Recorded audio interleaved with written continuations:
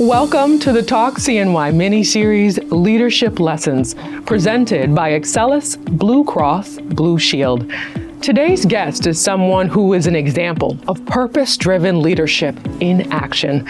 Evelyn Ingram began her career with Wegmans in 2007 as a corporate human resources manager, and today serves as the director of community engagement, where she works to connect one of the most trusted companies in the region to the people and the community it serves. For nearly 2 decades, she has served building strong community partnerships and guiding community investment. And beyond her corporate role, she is co-leading the transformation of a historic South Side church into the Castle, a project that is designed to create opportunity, connection, and neighborhood revitalization. Joining us on this episode is Evelyn Ingram. Welcome, Evelyn. Thank you for joining us today. Brittany, I'm excited to be here. Oh, thank you. Have some time to converse with you. Yes, I'm very excited. Well, you started at Wegmans in 2007 as a human resources manager. Now you are the director of community engagement. How has your leadership style evolved over the years? So it's funny that you say 2007. That seemed like so long ago. And I will share that I never, ever thought that I would be with Wegmans this long. I mean, it's been a great journey. But I guess I'll say the evolution probably was unanticipated, because when I joined, obviously I joined in an HR capacity. I really thought that was going to be my path. But then I was approached for this position here, which actually combined community relations and media relations because of my education and interests. And I was like, oh, great, I think I'm going to do that. And so I literally look at it as a job that doesn't feel like work, which I love being in that space because I feel like it ties to my skills and my passion. So I love it. So I guess the evolution really just was unanticipated. And it just has become to be something that I feel I've been able to kind of make my mark on and build a legacy from. Oh, well, you really are building a beautiful legacy. Thank you, thank you. So when you work with people across all different sectors, how do you build trust amongst business and community partners? So I think the great thing about Syracuse is that we're a city, but we're not a huge city. We're a close-knit city. And I say that because when we have different challenges that are facing our community, everybody wants to get involved. Everybody wants to help. All industries really want to get involved, to come together to help. So it really hasn't been difficult because we all have the same mission of helping. And I guess I always say, I lead the way I would want to be led, from the perspective of treating people a certain way, building that trust, being honest, being transparent. I feel like I can always be in a safe space if I just operate as Evelyn. And so that's me. So again, I feel like being able to do that in those different environments has enabled me to just really build trust. I think people see me and they see the way I operate and with the level of trust, and it enables them to be trustworthy as well. I love that. Your authenticity, that is one of your, I think, hallmarks. Okay. It is something that you talk about throughout your leadership journey. That is, there was like a turning point for you when you said, okay, I'm just going to move forward and operate in authenticity. Can you share for us perhaps what that turning point was? Okay. So it's funny that you asked that, because when I first started out in my career, I was at a very, I'll say, traditional corporate environment. And it was, we had to wear our business suits every day. And, it was just that very strict, what people think of when they think of corporate America. I value that now because it really gave me a sense of business acumen and how to operate in a corporate environment, dealing with people, being able to set yourself in a way that people respect you. And so I've kind of always had that piece of it. But I'll say the authenticity piece happened actually during that time, but evolved later more, was that I actually was involved in a gospel choir up at Syracuse University. I was a director when I was there for undergraduate, and I kind of stayed afterwards.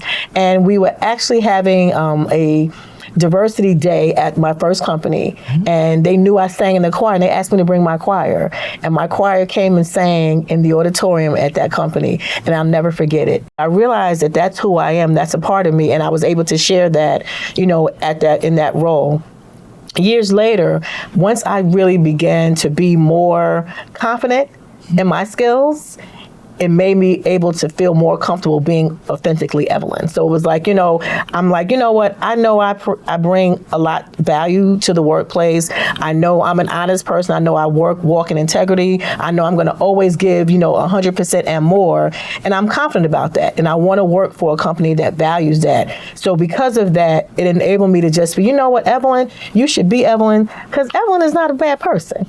Evelyn's going to add value. So that confidence level really helped me to evolve into that. And that's what I share with young women when I'm talking to them, that it gets to a point where, you know what, you have to be confident in who you are. Well, we feel the warmth and the confidence. It's beautiful. Thank you. So as you are working across so many different sectors, you're making different partnerships, initiatives, many deals. So as you're working with key stakeholders, how do you get everyone aligned on the same shared goals or missions, especially when you're navigating challenges?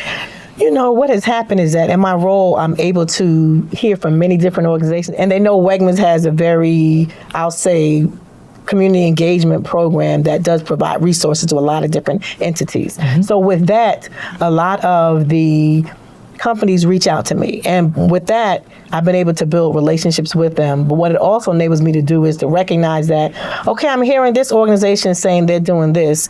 I'm hearing this organization saying they're doing the same thing, but they don't know what each other are doing. So I'll bring those resources together, enable them to really have an even larger impact. So again, everybody's doing good things, but sometimes we just need someone to kind of be that bridge to bring these two organizations together to help them, achieve their mission. And again, I think the Wegmans brand helps a lot, because people love Wegmans. I mean, they love shopping at Wegmans. They love the quality products that we offer. And so I think that they intuitively just reach out to me just because they love Wegmans. It's like, well, of course we're going to, love what they're doing because we love Wegmans. So I think, and because we have that rapport with so many different entities, it does enable me to bring people together. That's so beautiful.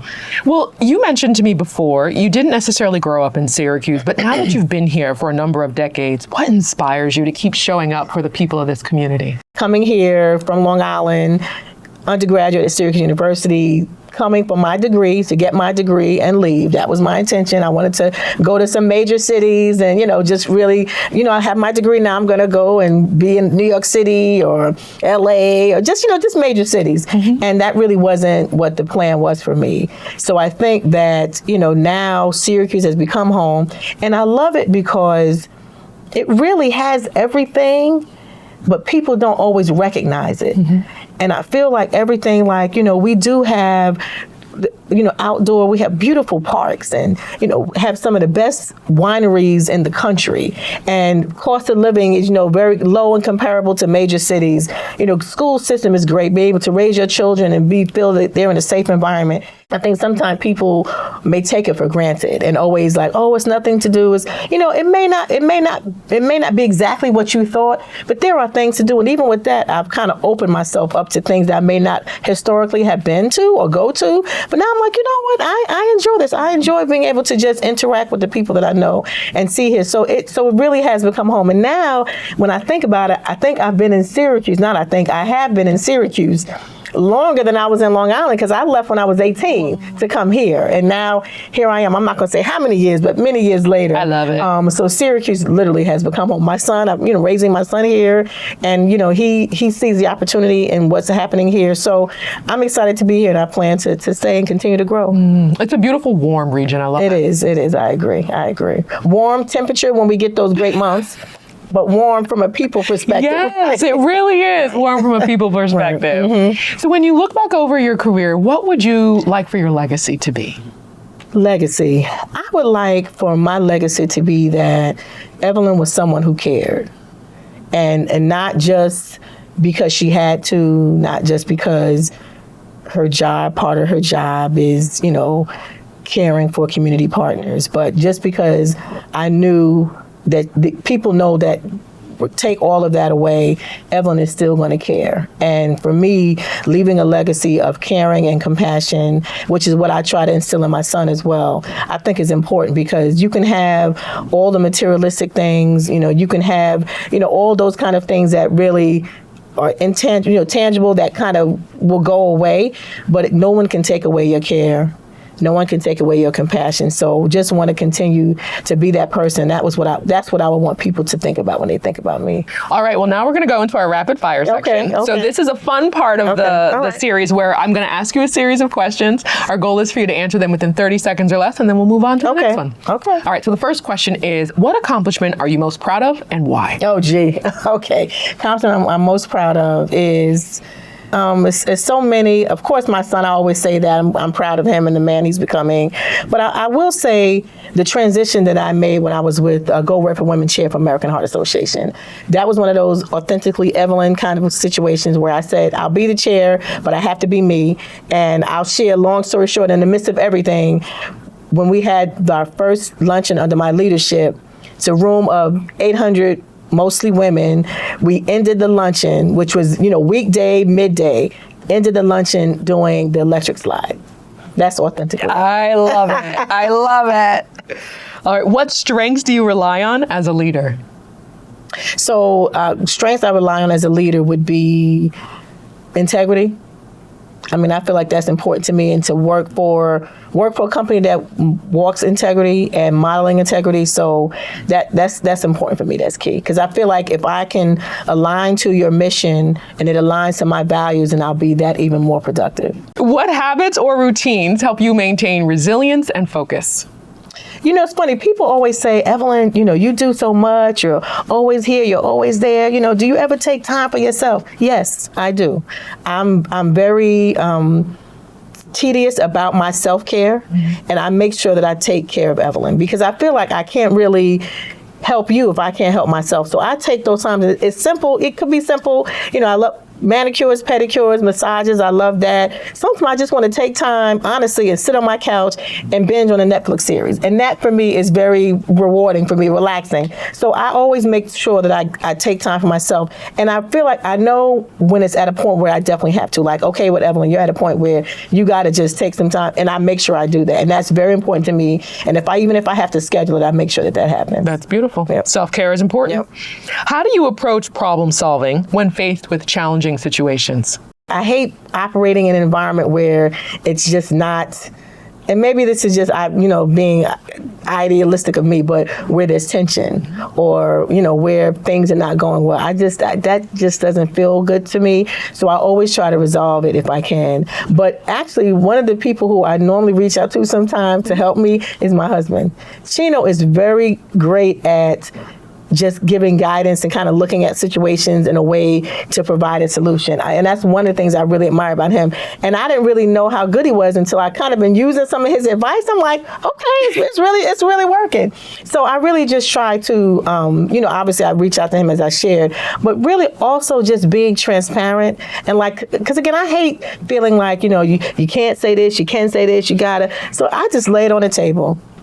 You and I have a situation. Let's just sit down and let's talk. Let's work it through. Let me understand what your perspective is. I'll share what my perspective is, and let's come to an agreed resolution. And most times that works. I think sometimes people feel like it has to be this, model or formula of problem solving, but sometimes just sitting down, talking and listening, and that really resolves the challenge.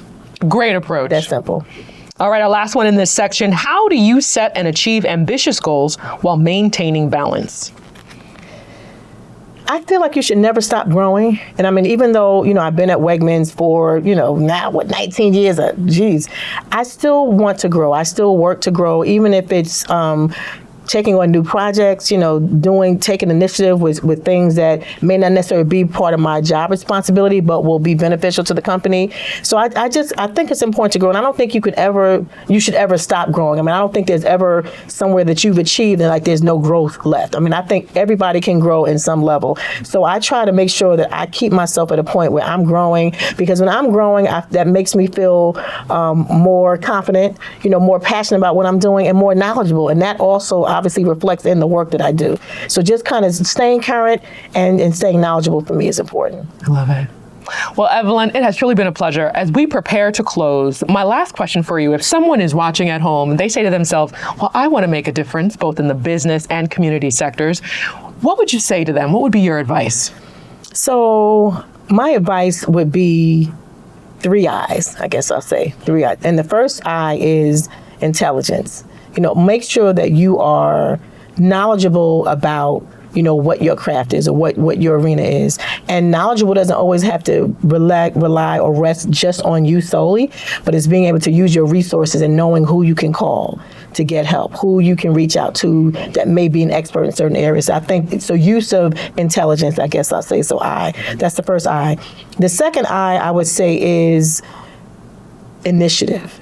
Being able to take initiative. And to me, sometimes taking initiative means taking risks, but standing by what you're passionate about and feel as if this is the right thing to do. And so sometimes initiative may not work, but I think taking the initiative, you can grow from it. But I feel like they always say, doing things is better than doing nothing. So I always say, take the initiative out. That's the second I. And the third I would be what I shared earlier, which is integrity. I feel it's important to always walk in integrity because that's what that's how people respect you and they trust you.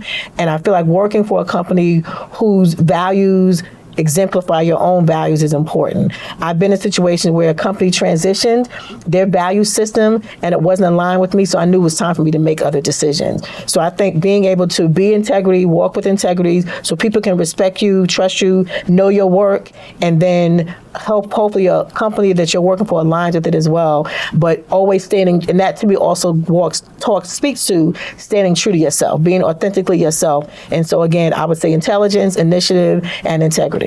That was wonderful. Thank you. Thank you for sharing that. Thank you. Oh my goodness. It's funny saying these things out loud. Sometimes it's things that we think about, but I don't always share them publicly. So thanks for the opportunity to be able to do that. And hopefully it helps somebody. It will. It will. Well, I have definitely been inspired and educated today. Thank you so much. Thanks for having me. I appreciate it. Definitely. Great. Well, the Talk CNY Miniseries Leadership Lessons presented by Excellus BlueCross BlueShield is available across all podcast platforms and CenterStateCEO.com. Have a great day, everyone. It's why I love my job. It's literally the best benefit that Excellus has to offer, where you can actually sit and talk to someone face to face. I've been studying this for 2 weeks now. I solved my problem in 10 minutes. I try to make it as simple as possible. I look at each member as if they were my family, and I would want someone to take the necessary steps to reassure them and not take up too much of their time. Come see us if you have a problem, and we will help you. And if we don't have the answer, we'll find the answer together.